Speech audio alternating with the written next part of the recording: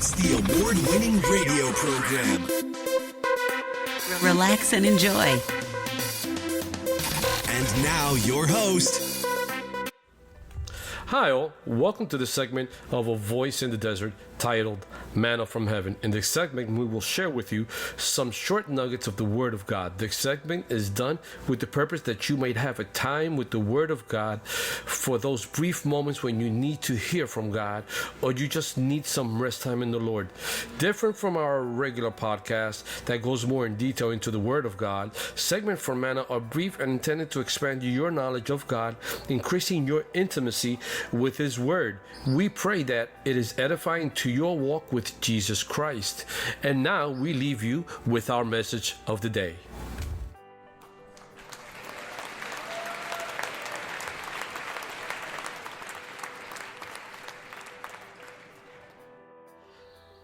Gracias y bienvenido a La Voz en el Desierto, segmento Maná del Cielo.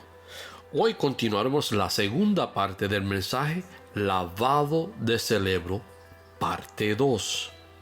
Y vamos a comenzar en los últimos dos párrafos que habíamos hablado en el mensaje anterior. Su objetivo principal, sin embargo, nunca estuvo en duda. Nabucodonosor estaba decidido a que estos ciudadanos de Jerusalén deberían aprender a vivir y pensar como ciudadanos de Babilonia. Ellos también con el tiempo servirán en el palacio del rey. Nabucodonosor parece haber usado varias tácticas para adaptar a estos ciudadanos del reino de Dios a los caminos de su propio reino. En otras palabras, él está buscando alejarlos de su Dios y asumirlo en su pueblo, que fueran como ellos. Entonces, vale la pena señalar por qué las estrategias que operan en la guerra espiritual, en las que los cristianos continúan involucrados, ¿ok? Esto le voy a dar una referencia para Cruzada para que puedan buscarlo y entenderlo un poquito mejor. Esto lo van a encontrar en Efesios 6, 10, 20. El proceso que el rey Nabucodonosor lo que hizo cuando cogió el pueblo de Israel, cuando lo invadió, él quería asimilarlos y hacerlos igual que ellos y alejarlos del Dios Todopoderoso. ¿Y cómo él lo hizo? De eso le vamos a explicar en el día de hoy. El proceso número 1. Lo que él hizo fue aislamiento. En primer lugar, estaban aislados de las influencias que moldearían sus vidas y sus personajes en los caminos del Señor. En Babilonia estaban separados del culto público regular de Dios. Ya lo había alejado de Dios, de los cultos de Dios, de la enseñanza de la palabra de Dios, de la comunión y la sabiduría del pueblo de Dios. Ya lo alejó de todo que tenía que ver con Dios y de la ilustración diaria de lo que significaba ser ciudadano de Jerusalén. Separarlo del horno de la divinidad, el rey anticipó que las últimas brasas moribundas de la verdadera fidelidad. Ahora vamos a ver cómo fue el proceso que el rey utilizó para alejar al pueblo de Israel y a estos jóvenes escogidos, la crema de la crema, alejarlos de Dios para utilizarlos a ellos como ejemplo para el resto del pueblo judío para que hicieran lo mismo que estos jóvenes. El primer paso fue aislamiento. En primer lugar, estaban aislados de las influencias que moldearían sus vidas y sus personajes en los caminos del Señor. En Babilonia estaban separados de culto público regular de su Dios, de la enseñanza de la palabra de Dios y de la comunión y la sabiduría del pueblo de Dios. y de la ilustración diaria de lo que significaba ser ciudadano de Jerusalén. Separado del horno de la divinidad, el rey anticipó que las últimas brasas moribundas de la verdad y verdadera fidelidad al Señor se extinguirían. Segunda parte. Adoctrinamiento. Se les enseña el idioma y la literatura de los caldeos. Eso puede parecer algo suficientemente inofensivo. Después de todo, seguramente no hay nada malo en que el pueblo de Dios estudie literatura extranjera. El objetivo de este curso en lengua y literatura caldea, sin embargo, no era meramente académico. Fue para volver a entrenar sus mentes para pensar como los babilonios en lugar de israelitas, lavándoles el cerebro. En estos, como tantas y otras, la evidencia de nuestro Señor es profundamente cierta. Los niños de este mundo a menudo tienen más sentidos, vamos a decir que los caballos, que los hijos de Dios. Con demasiada frecuencia hacemos las preguntas más superficiales como: ¿hay alguna frase vergonzosa utilizada por este yo, su autor? No veo ninguna. Si hablo por la palabra de Dios, no puedo errar. La cuestión más profunda que debemos reconocer es que los impíos piensan de manera diferente que los piadosos, aquellos que piensan en Dios. Y eso es totalmente diferente.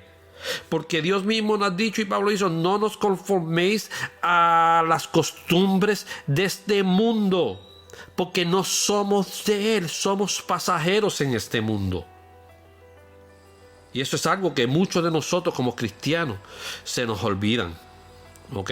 Que estamos en este mundo, pero no somos parte de este mundo. Esto es evidente no solo en el lenguaje utilizado, sino en toda la forma de ver la vida. Los impíos ven la vida sin Dios. Dios no está en sus pensamientos y no hay temor de Dios ante sus ojos.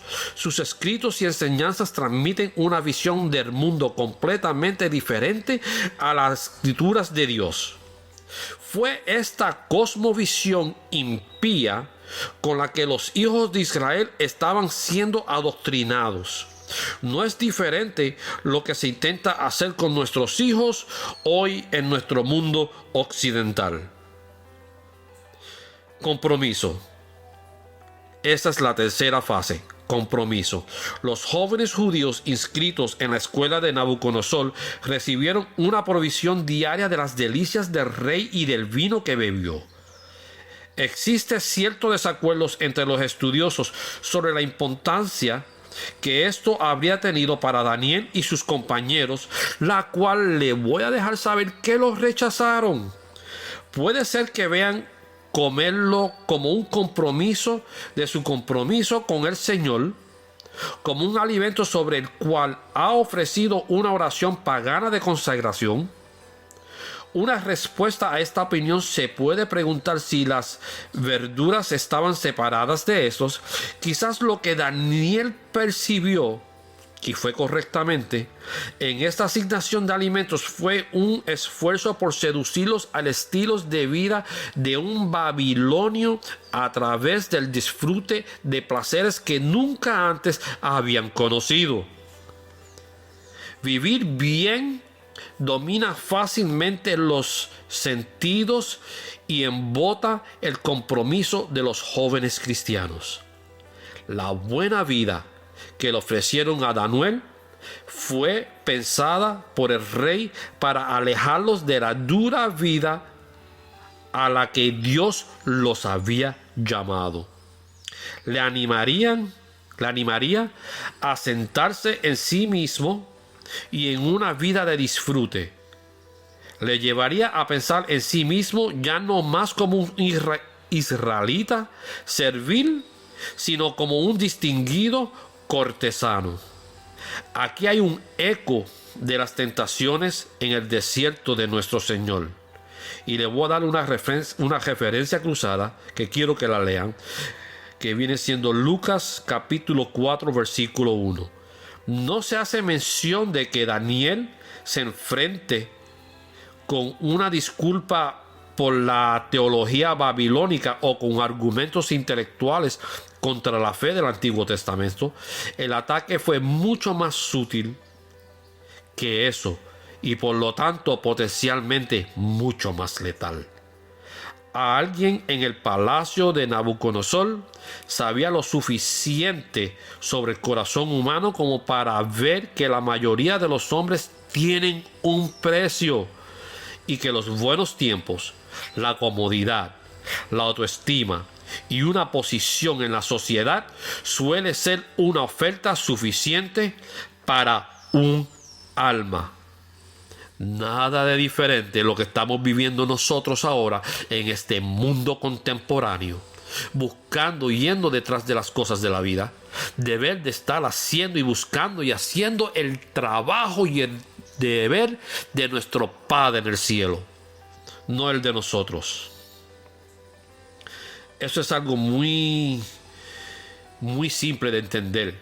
El cuarto proceso que usó el rey: confusión. El cuarto elemento en el proceso de decetar a estos jóvenes de la verdad fue el cambio de sus nombres. No siempre es posible que seamos dogmáticos sobre el matiz preciso de muchos nombres del Antiguo Testamento. Y eso puede ser cierto para los que figuran entre los versículos 6 y 7. Lo que es seguro es que todo lo que les recordaba su origen y destino fue eliminado en el cambio de nombres dados a estos 4 jóvenes. En lugar de incorporar las palabras hebreas para Dios, queriendo decir él y ya, y Ia, estos nombres incorporan los nombres de las deidades babilónicas como Bel y Nabú. Cuando escucharon sus nombres llamar día tras día, fue una tentación adicional para ellos ceder ante la presión de pensar en sí mismos como ciudadanos de Babilonia en lugar de Jerusalén, para olvidar la roca de la que fueron tallados y del pozo que fueron cavados. El hecho de que en la corte real la gente aún pudiera recordar que Daniel era el verdadero nombre de Beltasar es un testimonio de la forma en que continuó cantando la canción del Señor en un país extranjero. Referencia cruzada para que busquen Daniel 5 del 12 al 13. Este incidente nos ilustra un principio importante: la forma en que pensamos sobre Dios, nosotros mismos, los demás, el mundo, determina la forma en que vivimos. Si Nabucodonosor solo pudiera cambiar a estos hombres para que piensen como babilonios, entonces vivirían como babilonios. Por el contrario, mientras se consideren a sí mismos como el Señor, vivirán como siervos, incluso en Babilonia. Ese principio sigue siendo cierto. El secreto de vivir fielmente para Dios hoy radica en la forma en que pensamos. No debemos ser conformados al mundo, dice Pablo. Sin embargo, ¿cómo podemos evitarlo? Los cristianos tienen sus vidas transformadas por la renovación de sus mentes. Y esto lo consigues en Romanos capítulo 12 del 1 al 2. Aquí dice Pablo, es donde comienza la verdadera adoración a Dios. Pocas personas que leen estas páginas viven en el tipo de estado de totalitario al que trajeron a Daniel. El totalitarismo, sin embargo, tiene muchas formas. Las figuras políticas o militares no son único ejemplo de un símbolo. En el mundo occidental puede ser una figura mucho más sofisticada. a juzgar por los creadores de imágenes de nuestro mundo? ¿Los cristianos occidentales no están menos presionados para ajustarse al pensamiento de este mundo que los cristianos en otros lugares?